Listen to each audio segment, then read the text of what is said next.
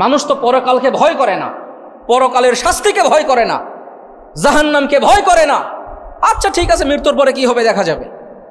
এটা মানুষের একটা কি স্বাভাবিক একটা ভাষা, যে আমি দুনিয়াতে যা করছি করছি, মৃত্যুর পরে কি হবে দেখা যাবে।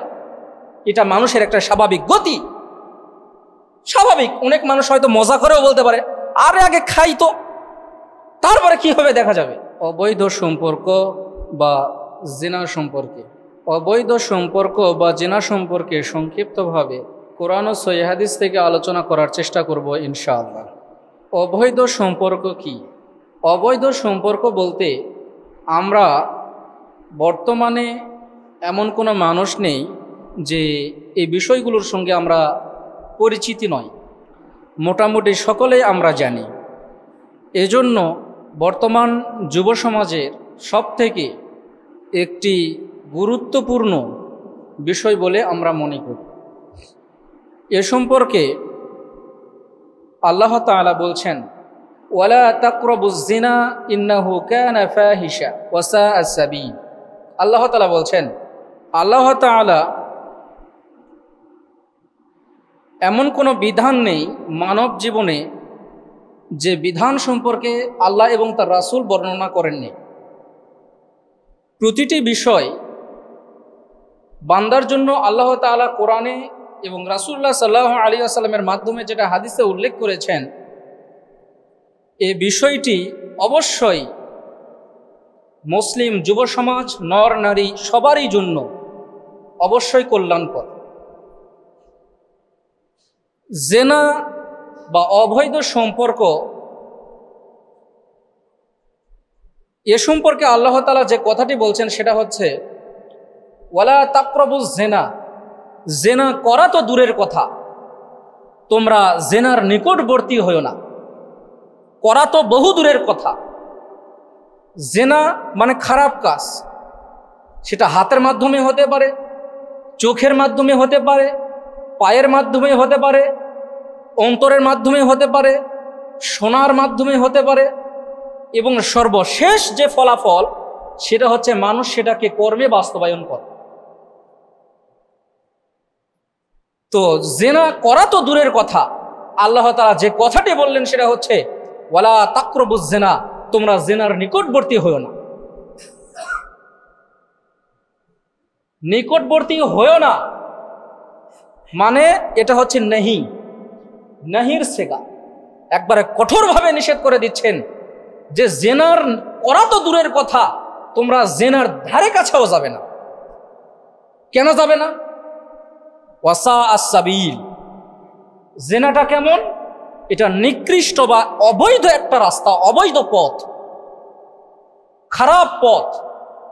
যত পথ রয়েছে মানুষের চলার পথ যে রয়েছে, তার জীবনে যে পথ রয়েছে চলার, কাজে কর্মের, তার মধ্যে একটা চলার পথ হচ্ছে জিনার রাস্তা।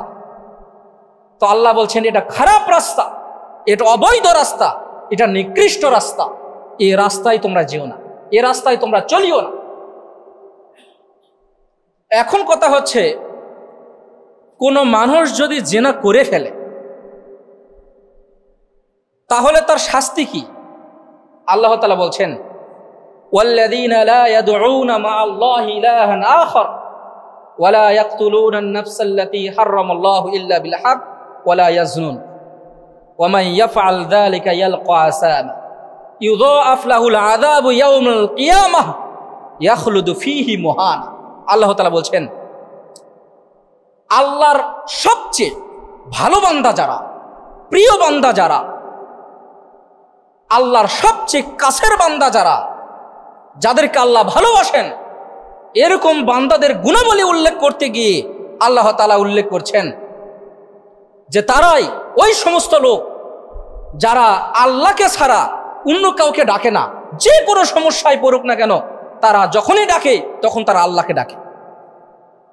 ওয়ালা ইয়াকতুলুনা আন-নাফসাল্লাতী হারামাল্লাহু ইল্লা বিল হক, এবং তারা কোনো মানুষকে অন্যায়ভাবে হত্যা করে না, তবে যাদেরকে আল্লাহ হত্যা করার বৈধতা দিয়েছেন তাদেরকে ব্যতীত।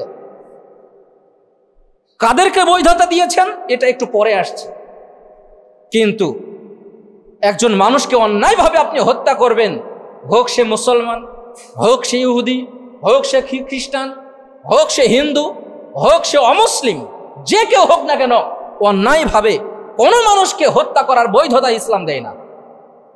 তারপরের অংশে বলছেন ওয়ালা ইয়াজনুন, তোমরা জিনা করো না। এখন কথার কথা কেউ যদি করে ফেলে, তখন আল্লাহ তাআলা বলছেন ওয়ামাই ইয়াফআল যালিকা ইয়ালকা আসামা, এরপরেও যদি এই কাজগুলো যদি কেউ করে ফেলে তাদের শাস্তি হবে খুব কঠিন, আল্লাহ তাদেরকে অবশ্যই শাস্তি দিবেন। তারপরের অংশে আল্লাহ তাআলা বলছেন ইউযাফ লাহুল আযাবু ইয়াউমাল কিয়ামাহ, এবং তাদেরকে আল্লাহ বহু গুণে শাস্তির বৃদ্ধি করে দিবেন। শাস্তি দেওয়া তো দিবেন এবং কঠিন শাস্তি দিবেন। ওয়াখলুদু ফীহি মুহানা, এবং স্থায়ীভাবে চিরকাল তাদেরকে, মৃত্যুর পরে চিরকাল তাদেরকে এরকম ভাবে শাস্তি দিতেই থাকবেন আল্লাহ। তারা কারা? যারা জিনা করবে। এটা তো গেল মৃত্যুর পরে। দুনিয়াতে শাস্তি কি? তো আল্লাহ তাআলা বলছেন আয-যানিয়াতু যানি ফাজলিদু কুল্লা ওয়াহিদিন মিনহুমা মিয়াতা জালজা, যে জিনাকারী পুরুষ এবং জিনাকারী নারী, ফাজলিদু কুল্লা ওয়াহিদিন, তাদের প্রত্যেককেই তোমরা মারো যদি জিনা করে, মিয়াতা জালদা, 100টা করে লাঠি। কোন পুরুষ এবং নারী যদি তারা জিনা করে, কোরআনের বিধান হচ্ছে তাদেরকে 100 লাঠি করে পিটাতে হবে। তারপরের অংশ আল্লাহ তাআলা বলছেন ওয়ালা তাখুজকুম বিহিমা রাফাতুন ফি দীনিল্লাহ ইন কুনতুম তুমিনুনা বিল্লাহি ওয়াল ইয়াউমিল আখির ওয়ালা তাখুজকুম বিহিমা, তোমরা শুনে রাখো, তোমরা যারা দায়িত্বশীল, যারা তাদেরকে শাস্তি দিতে যাবে, একজন পুরুষ অথবা একজন নারী জিনা করেছে, তোমরা তাদেরকে শাস্তি দিতে যাবে। আল্লাহ তাআলা বলছেন যখন তোমরা শাস্তি দিতে যাবে, রাফাতুন ফি দীনিল্লাহ ওয়ালা তাখুজকুম বিহিমা রাফাতুন ফি দীনিল্লাহ, আল্লাহর বিধান কার্যকর করার সময় অন্তরের মধ্যে যেন তোমাদের দয়া না আসে। আমি কি ভাষাটা বললাম? একজন পুরুষ অথবা একজন নারী জিনা করেছে, সেটা হোক সে বয়স কম, হোক সে বয়স বেশি, হোক সে অবিবাহিত, হোক সে বিবাহিত, যদি কাউকে এরকম কাজ করে ফেলে, করার পরে যদি তাদেরকে শাস্তি দেওয়া হয়, এখন দায়িত্বশীলগণ মনে করতে পারেন ছেলেটা দেখতে সুন্দর, ভালো ছেলেটা, গ্রামে ভালো মানুষ, এই মানুষটা ভালো, অসম্ভব। আল্লাহ কঠোর ভাষায় বলেছেন যে যখন তাদেরকে তোমরা শাস্তি দিতে যাবে, তোমাদের অন্তরে যেন দয়ার সৃষ্টি না হয়, এরকম মানুষকে দয়া দেখাতে নাই, অবশ্যই শাস্তি দিতে হবে তাদেরকে। এখানে আসেন আরেকটা কথা, ইসলামী বিধান হচ্ছে তাদেরকে লাঠিতে পিটাতে হবে। এখন অমুসলিম রাষ্ট্রগুলো তারা বলে কি, ও ইসলাম এটা কঠোরতার ধর্ম, ইসলাম খুব কঠিন ধর্ম, ইসলাম খুব বর্বর ধর্ম, ইসলাম অসভ্য ধর্ম, অসম্ভব। এটা আল্লাহর আয়াত, এটা কোরআনের বিধান, অবশ্যই কার্যকর করতে হবে। তার কারণ একটা গ্রামে যদি একটা বিচার কঠিনভাবে হয়, ওই গ্রামে আশা করা যায় যে মানুষ সতর্ক হয়ে যাবে, আমি এই কাজ আর করবো না, না হলে আমাকেও শাস্তি দেওয়া হবে। সবাই দেখবে, শাস্তি আবার দিতে হবে সমস্ত মানুষের সামনে। এজন্য আল্লাহর বিধান যেটা, অবশ্যই সে বিধান আমাদের কার্যকর করতে হবে। রাসূলুল্লাহ সাল্লাল্লাহু আলাইহি ওয়াসাল্লাম বলছেন, উবাদা ইবনে সামিত রাদিয়াল্লাহু তাআলা আনহু থেকে বর্ণিত, তিনি বলছেন, আল্লাহ নবী বলছেন, খুজু আন্নি খুজু আন্নি, তোমরা আমার কাছ থেকে, আল্লাহ নবী বলছেন, তোমরা আমার কাছ থেকে আল্লাহর বিধান গ্রহণ করো। এই কথা তিনি দুইবার বললেন। তারপরে বলছেন, কদ জাআলাল্লাহু লাহুন্না সাবিলাল বিকরু বিল বিকরি জিলদু মিয়া ওয়া তাগরিবু আম, যদি অবিবাহিত নারী পুরুষ যদি তারা জিনার কাজ করে, জিলদু মিয়া, তাদেরকে 100 লাঠি পিটাতে হবে। ওয়া তাগরিবু আম, অবিবাহিত নারী পুরুষ যদি হয় তাহলে 1 বছরের জন্য তাদেরকে নির্বাসন দিতে হবে। কি বললাম? অবিবাহিত, বিবাহ করেনি, এরকম ছেলে মেয়ে যদি জিনার কাজ করে তাহলে তাদেরকে 100 লাঠি পিটাতে হবে। 100 লাঠি পিটানোর পরে তাদেরকে নির্বাসন দিয়ে দিতে হবে, এলাকা ত্যাগ করার কথা বলে দিতে হবে, তুমি এলাকা ছেড়ে চলে যাও। ওয়াসাইয়িবু বিসাইয়িব জিলদু মিয়া, এবং বিবাহিত নারী পুরুষ যদি জিনা করে তাহলে তাদেরকে 100 লাঠি পিটাতে হবে, ও রজম এবং পাথর মেরে তাদেরকে হত্যা করতে হবে। আপনি বলেন যে যদি এরকম কার্যক্রম, এরকম কাজ যারা করবে তাদেরকে যদি একবার শাস্তি দেওয়া হয়, যদি পুরা এলাকার উঠে যায়, টিভিতে যদি প্রচার হয়ে যায় যে এই দেশের শাস্তি, কোরআনের শাস্তি, হাদিসের শাস্তি, এই কাজ যারা করবে তাদেরকে শাস্তি দেওয়া হবে, তাহলে এই কাজ যখন সবাই দেখবে তখন জিনা কমবে না বাড়বে? জিনা কমবে না বাড়বে? অবশ্যই কমে যাবে। কিন্তু বর্তমান পরিবেশ পরিস্থিতি এমন, প্রায় বাড়ি, আমি বলছি না যে আপনার বাড়ি, আমি বলছি না যে এই বাড়ি, প্রায় বাড়ি হয় মা জিনার সঙ্গে জড়িত রয়েছে, মোবাইলে কথা বলে, স্বামী বিদেশ, অথবা স্বামী আরেকটা মেয়ের সঙ্গে সম্পর্ক রয়েছে, যদি স্বামী স্ত্রীর যদি সম্পর্ক না থাকে তার মেয়ের সম্পর্ক রয়েছে, মেয়ের যদি সম্পর্ক না থাকে তার ছেলের সম্পর্ক রয়েছে, কারো না কারো রয়েছে। খুব কঠিন। এজন্য অবশ্যই আমাদেরকে সতর্ক সাবধান থাকতে হবে। যদি আপনার কাছে নাম্বার থেকে থাকে আজকে ডিলিট করে দিতে হবে। জিনার শাস্তি খুব কঠিন ও ভয়াবহ, এবং এটা মানুষকে ভালো পথ ছাড়া, ভালো উপকার ছাড়া কখনো খারাপ উপকার দিবে না, খারাপ উপকার ছাড়া কখনো ভালো উপকার দিবে না। তার মানে অবশ্যই এ থেকে আমাদেরকে বিরত থাকতে হবে।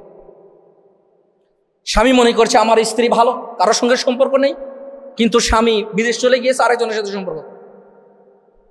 দেখেন, আপনি খোঁজ নিয়ে দেখেন, অনেক সময় ছেলেও কিছু বলতে পারে না, এমনও স্বামী রয়েছে অনেক সময় স্ত্রীকে কিছু বলতে পারে না, নিরুপায়।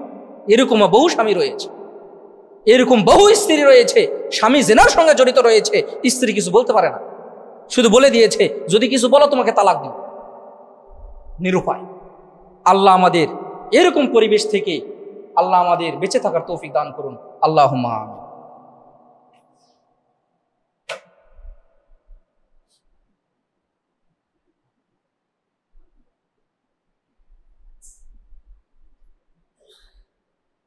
আলহামদুলিল্লাহি ওয়াহদাহু ওয়াসসালাতু ওয়াসসালামু আলা মান লা নাবিয়্যা বা'দা, আম্মা বা'দ। আউযু বিল্লাহি মিনাশ শাইতানির রাজীম। বিসমিল্লাহির রহমানির রহিম। তিনি বলছেন, আল্লাহ নবী বলছেন, জিনার শাস্তির কথা আমি সর্বপ্রথম যেটা বলেছি সেটা হচ্ছে যে কিয়ামতের মাঠে তাদেরকে শাস্তি দেওয়া হবে। দ্বিতীয় নম্বর শাস্তির কথা বলেছি যে কোরআনে আল্লাহ বলেছেন তাদেরকে 100 লাঠি পিটাতে হবে। তারপরে হাদিসে আল্লাহ নবী বলেছেন অবিবাহিত নারী পুরুষ যদি জিনা করে তাহলে তাদেরকে 100 লাঠি পিটাতে হবে এবং এলাকা ছাড়া করাতে হবে। আর বিবাহিত নারী পুরুষ যদি জিনা করে তাহলে তাদেরকে 100 লাঠি পিটাতে হবে এবং তাদেরকে পাথর মেরে হত্যা করতে হবে।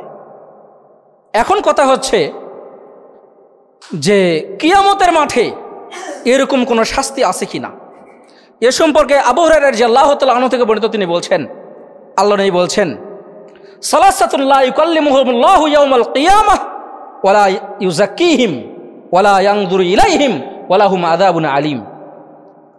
আবু হুরায়রা রাদিয়াল্লাহু তাআলা আনহু থেকে বর্ণিত, তিনি বলছেন, আল্লাহ নবী বলছেন, কিয়ামতের মাঠে আল্লাহ তাআলা 3 ব্যক্তির সঙ্গে কথা বলবেন না। কয় ব্যক্তি? 3 ব্যক্তি। ওয়ালা ইয়ানজুরু ইলাইহিম, এবং আল্লাহ তাদেরকে দেখবে, আল্লাহ তাদের দিকে দেখবেনও না। ওয়ালাহুম আযাবুন আলীম, তাদের জন্য আল্লাহ কিয়ামতের মাঠে রেখেছেন যন্ত্রণাদায়ক শাস্তি। তারা কারা? শাইখুন জান, বৃদ্ধ জেনাকার। তার মানে বয়স হয়ে গিয়েছে, তার মানে তার অন্তরেও জেনার মানসিকতা থাকবে, জেনার খায়েশ থাকবে। পুরুষ মানুষ যতই আপনার বয়স হয়ে যাক না কেন, আপনার চোখ কিন্তু এখনো খুব তীক্ষ্ণ। মেয়ে দেখলেই মেয়েদের দিকে তাকাতে মন চায়, তার মানে এটা হবে। ও মালিকুন কাজ্জাব, মিথ্যুক শাসক যারা, মিথ্যুক শাসক যদি মিথ্যাবাদী হয় তাহলে আল্লাহ কিয়ামতের মাঠে তাদের দিকে দেখবেন না, তাদের সঙ্গে কথাও বলবেন না। ওয়ালা ইউযাক্কিহিম, আল্লাহ তাদেরকে পবিত্রও করবেন না। বরং আল্লাহ তাদের জন্য যন্ত্রণাদায়ক শাস্তি রেখেছেন। 3 নম্বর, ওয়াইলুন মুস্তাকবিরুন, গরিব অহংকারী। তার মানে গরিব মানুষ, তারও অহংকার থাকবে। অহংকার মানুষের একটা স্বাভাবিক গতি। অনেক সময় সম্পদের কারণে মানুষের অহংকার আসতে পারে, পোশাকের কারণে মানুষের অহংকার আসতে পারে, ক্ষমতার কারণে মানুষের অহংকার আসতে পারে। সব সময় চেষ্টা করতে হবে যদি ক্ষমতা থাকে তাও যেন ভিতরে অহংকার না আসে। যদি টাকা থাকে চেষ্টা করতে হবে ভিতরে যেন অহংকার না আসে। যদি পোশাক ভালো হয় চেষ্টা করতে হবে ভিতরে যেন অহংকার না আসে। অহংকার না নিয়ে আসার চেষ্টা করতে হবে। পোশাক থাকা ক্ষতিকারক নয়, সম্পদ থাকা ক্ষতিকারক নয়, ক্ষমতা থাকা ক্ষতিকারক নয়। ক্ষতি কোনটা? যদি ভিতরে অহংকার আসে। তারপরে এগুলো তো গেল যাদের কিছু আছে তারা অহংকার করে। অনেক সময় টাকা পয়সা থাকলে, ভালো পোশাক থাকলে, ক্ষমতা পদ থাকলে ভিতরে ভিতরে কেন জানি একটা ভাব চলে আসে। তারপরেও আপনাকে চেষ্টা করতে হবে যেন অহংকার না আসে। আপনি স্বাভাবিকভাবেই থাকেন, সমস্যা নেই, এটা কোনো সমস্যা নয়, তবে অহংকার যেন না আসে। তবে আল্লাহর নবী হাদিসের মধ্যে যেটা বললেন যে গরিব অহংকারী, তার মানে আপনি গরিব মানুষ এটা সমস্যা নয়, কিন্তু অহংকারী হয়েন না। যদি অহংকার আসে কিয়ামতের মাঠে আল্লাহ আপনার দিকে তাকাবেন না, আল্লাহ আপনাকে পবিত্র করবেন না। এজন্য সতর্ক সাবধান থাকুন। আয়েশা রাদিয়াল্লাহু তাআলা আনহা থেকে বর্ণিত, তিনি বলছেন, আল্লাহ নবী বলছেন, লা ইয়াহিল্লু দামু ইমরিন মুসলিমিন ইয়াশহাদু আল্লা ইলাহা ইল্লাল্লাহ ওয়া আন্না মুহাম্মাদুর রাসূলুল্লাহ। আয়েশা রাদিয়াল্লাহু তাআলা আনহা থেকে বর্ণিত, তিনি বলছেন, আল্লাহ নবী বলছেন, ওই ব্যক্তিকে হত্যা করা বৈধ নয় যে ব্যক্তি বলবে আমি সাক্ষ্য দিচ্ছি আল্লাহ ছাড়া কোনো ইলাহ নেই, মুহাম্মদ আল্লাহর বান্দা এবং তার রাসূল, মুহাম্মদ আল্লাহর রাসূল। এই সাক্ষ্য যদি কেউ দেয় কোনো মুসলমান, তাহলে তাকে আর হত্যা করা যাবে না, সেটা যে কেউ হোক না কেন। আল্লাহ নবী তার পরের অংশে বললেন, ইল্লা বিইহদা সালাসিন, তবে 3 জন ব্যক্তি যতই সাক্ষ্য দেখ তাদেরকে হত্যা করতে হবে। কয়জন ব্যক্তি? 3 জন ব্যক্তি। রাজুলুন জানা বাহদা ইসানিন ফাইন্নাহু ইউরজাম, কোন বিবাহিত, রাজুলুন জানা বাহদা ইসানিন, কোন বিবাহিত পুরুষ যদি, কোন বিবাহিত পুরুষ এবং নারী যদি জিনা করে তাহলে তাদেরকে হত্যা করতে হবে, এখানে কোনো ছাড় নেই। তারপরে বলছেন, ও রাজুলুন খরাজা মুহারিবান লিল্লাহি ওয়া রাসূলি, কোন ব্যক্তি যদি শুধু বলে যে গাভীর দুধ এটা হারাম, এটা খাওয়া যাবে না, এটা হারাম, কোন ব্যক্তি যদি বলে মদ এটা হারাম নয়, এটা হালাল, এই কথা শুধু বলেছে, তাহলে তাকে হত্যা করতে হবে। ফাইন্নাহু ইউক্তালু, তাকে হত্যা করতে হবে। আও ইউসলাবু, অথবা তাকে ফাঁসি দিয়ে হত্যা করতে হবে। আও ইউনফা মিনাল আরদ, অথবা দেশ থেকে তাকে বিতাড়িত করে দিতে হবে, ও দেশে থাকতে পারবে না, তাসলিমা নাসরিনের মতো তাকে দেশ থেকে বিদায় করে দিতে হবে। এটা হলো ইসলামের নিয়ম। তবে আপনি ফাঁসি দিতে গিয়েছেন, হত্যা করতে গিয়েছেন, এমন সময় বলছে আমার ভুল হয়েছে, আমি তওবা করছি, আর করব না, তাহলে সমস্যা নেই, সে ছাড় পেয়ে যাবে। তারপরে বলছেন, আও ইউক্তালু নাফসান ফায়ুক্তালু বিহা, আও ইয়াকতুলু নাফসান ফায়ুক্তালু বিহা, অথবা কেউ যদি কাউকে হত্যা করে তাহলে তাকেও হত্যা করতে হবে। এটা ইসলামের বিধান। আপনি কাউকে হত্যা করেছেন, ইসলামের বিধান হচ্ছে এখন আপনাকেও হত্যা করা হবে। তবে আপনি যাকে হত্যা করেছেন তার অভিভাবক মানে পিতামাতা, পিতা যদি বলে ঠিক আছে আমার ছেলেকে হত্যা করেছে, আমি চাই না আরেকজনের মায়ের কোল খালি হোক, আচ্ছা ঠিক আছে আমি তাকে মাফ করে দিলাম, সেটা ভিন্ন কথা, কিন্তু ইসলাম অনুমোদন দেয় তাকেও হত্যা করতে হবে। আবু হুরায়রা রাদিয়াল্লাহু তাআলা আনহু থেকে বর্ণিত, তিনি বলছেন, আল্লাহ নবী বলছেন, কুতিবা আলা ইবনা আদম নাসিবুহু মিনাজ জিনা, এমন কোন আদম সন্তান নেই যে যার ভাগ্যে জিনার একটা অংশ লেখা নেই। তার মানে প্রতিটা আদম সন্তান, সে হোক সে মুসলমান হোক সে অমুসলিম, সে জিনার কোনো না কোনো কাজ করবে। লা মাহালাতা ফাল আইনানে জিনাহুমান নাজর, চোখের জিনা হচ্ছে দেখা। ওয়াল উযুনানে জিনাহুমাল ইস্তিমা, কানের জিনা হচ্ছে শোনা। ওয়াল লিসানু জিনাহুল কালাম, মুখের জিনা হচ্ছে কথা বলা। ওয়াল ইয়াদু জিনাহাল বাতশ, হাতের জিনা হচ্ছে স্পর্শ করা। ওয়া রিজলু জিনাহাল খুতা, পায়ের জিনা হচ্ছে জিনার রাস্তায় চলা। ওয়াল কলবু ইয়াহবি ওয়া ইয়াতামান্না, অন্তরের জিনা হচ্ছে কল্পনা করা। তারপরে বলছেন ওয়া ইউসাদ্দিকু যালিকাল ফারদ ওয়া ইউকাযযিবু, তার লজ্জায় স্থান হয় এটাকে সত্য প্রমাণিত করে অথবা সত্য প্রমাণিত করে না। এই হাদিস দ্বারা কি বুঝলাম? একটা মানুষ যখন জিনা করবে, জিনা বোঝেন তো? জিনা বোঝেন না? গাভী আর ষাঁড় যেমন রাস্তার পাশে জিনা করে, খারাপ কাজ করে, এইরকম বর্তমানে সমাজ হয়ে গেছে। এরকম যে কোনো পার্কে যান, এরকম উরুর উপর রানের উপর মাথা দিয়ে রয়েছে, সে বসে রয়েছে, কেউ কিছু বলে না। পার্কে একজন আরেকজনের মাথার উপর মাথা দিয়ে রয়েছে, একজন আরেকজনের উপর ধরে রয়েছে, হাত দিয়ে রয়েছে, কেউ কিছু বলে না। বলাটাই অপরাধ, আপনি বলতে পারবেন না। ওরা ধরে আছে তো আপনি গিয়ে বলতে পারবেন না। সাধারণ আমাদের জয়পুরহাটে পার্কে যান না কেন, আপনি কিছু বলতে পারবেন না, নিষিদ্ধ। আপনার ভালো লাগলে থাকেন, না লাগলে ওখান থেকে বের হয়ে চলে যান। একটা মানুষ যখন জেনা করে, একটা ছেলে মেয়ে যখন জেনা করে, হোক সে বিবাহিত বা অবিবাহিত, তাকে অনেক দিক দিয়ে পরিকল্পনা করতে হয়। এই হাদিসের দিক আলোচনা করুন। দেখুন, চোখের জেনা হচ্ছে দেখা। সর্বপ্রথম একটা ছেলে একটা মেয়েকে দেখে, তারপরে দেখে অন্তরে একটু ভালো লেগেছে। কি লেগেছে? ভালো লেগেছে, এই মেয়েটা সুন্দর, আচ্ছা চিকন চাকন রয়েছে, দেখতে সুন্দর। তারপরে কানের জেনা হচ্ছে শোনা। দ্বিতীয় স্টেপে যে কাউকে জিজ্ঞেস করছে, মেয়েটা কে রে? কয় চিনেন না, আমাদের স্কুলেই পড়ে, অমুক ক্লাসে, আমাদের কলেজেই পড়ে, আমাদের ভার্সিটিতে পড়ে, অমুক ডিপার্টমেন্টে। ও আচ্ছা, এখন মেয়েটার সম্পর্কে খোঁজ দেখো তো, মেয়েটা কারোর সঙ্গে রিলেশন আছে কিনা, প্রেম করবে এখানে একটু খোঁজ নাও তো। দ্বিতীয় স্টেপ। তৃতীয় স্টেপ, ওয়াল লিসানু জিনাহাল কালাম, মুখের জেনা হচ্ছে কি করা? কথা বলা।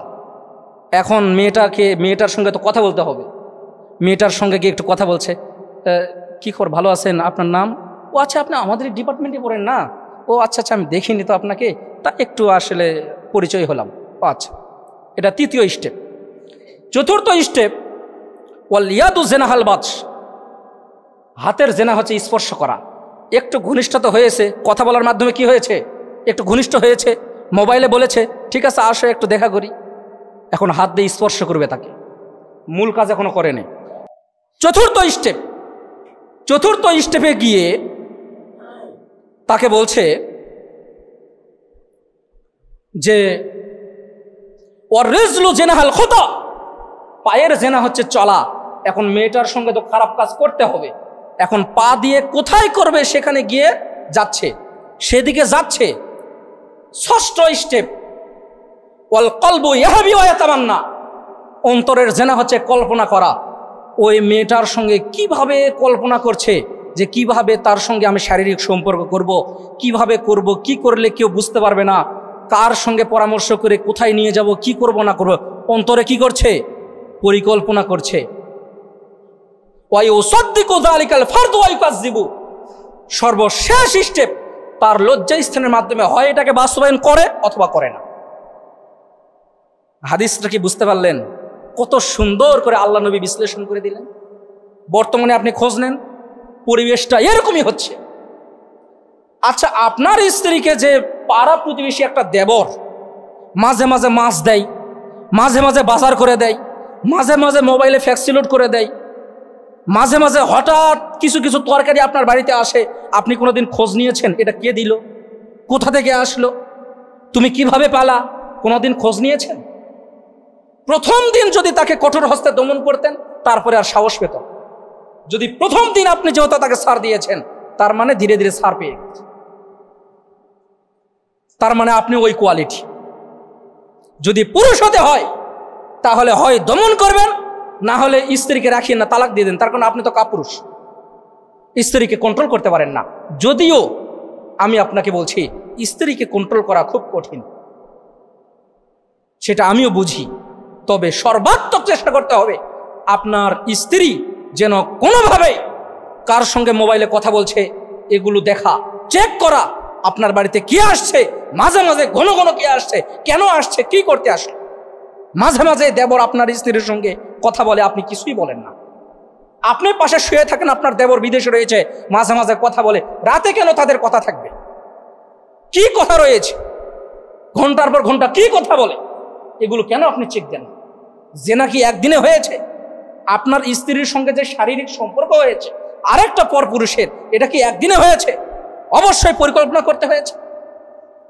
তার মানে এটা বহুদিনের পরিকল্পনা, 2 মাস 3 মাস, অবশ্যই এটা সময় নিতে হয়েছে। তাই অবশ্যই আমাদের সর্বাত্মক চেষ্টা করতে হবে। আল্লাহ তৌফিক দান করুন। আল্লাহুম্মা আমিন।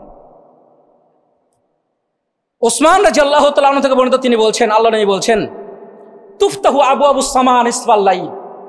আল্লাহ সুবহানাহু ওয়া তাআলা যখন রাতের অর্ধেক চলে যায় তখন আসমানের দরজা খুলে দেন। তখন আল্লাহ বলেন, ফায়ুনাদি মুনাদিন হাল মিন দাইন ফায়ুস্তাজাবু লাহু। এমন কোন বান্দা রয়েছে যে আমার কাছে দোয়া করবে, আমি তার দোয়া কবুল করে নেব। হাল মিন সাইলিন ফায়ুতা। এমন কোন বান্দা রয়েছে যে আমার কাছে চাইবে, আমি তাকে তাই দিব। হাল মিন মাকরুবিন ফায়ুফাররাজু আনহু। এমন কোন বান্দা রয়েছে যে কোন বিপদে পড়েছে, বিপদে পড়ে আমার কাছে চাইবে, আমি তাকে তাই দিব। কেউ আছো? 3টা কথা বলার পরে আল্লাহ নবী বললেন, তবে এমন মহিলা, যেই মহিলা আল্লাহর কাছে দোয়া করেছে, আল্লাহর কাছে প্রার্থনা করেছে, আল্লাহ তার প্রার্থনাকে কবুল করবেন না, কোনো প্রার্থনা কবুল করবেন না। কোন মহিলা? যে মহিলা জিনা করে, লাহু জানিয়াতান। এমন মহিলা, যেই মহিলা জিনা করে, তার কোনো প্রার্থনা কবুল করা হবে না। হোক সেটা মোবাইলের জেনা, হোক সেটা কথার জেনা, হোক সেটা কর্মে বাস্তবায়নের জেনা। এরকম যদি জেনার সঙ্গে জড়িত থাকে, এই মহিলার দোয়া কবুল হবে না, এই পুরুষের দোয়া কবুল হবে না। আপনি বলছেন আমি দোয়া করি, দোয়া কবুল হই না কেন? দোয়া করলেই শুধু কবুল হবে? তুমি তো জেনার সঙ্গে জড়িত রয়েছ।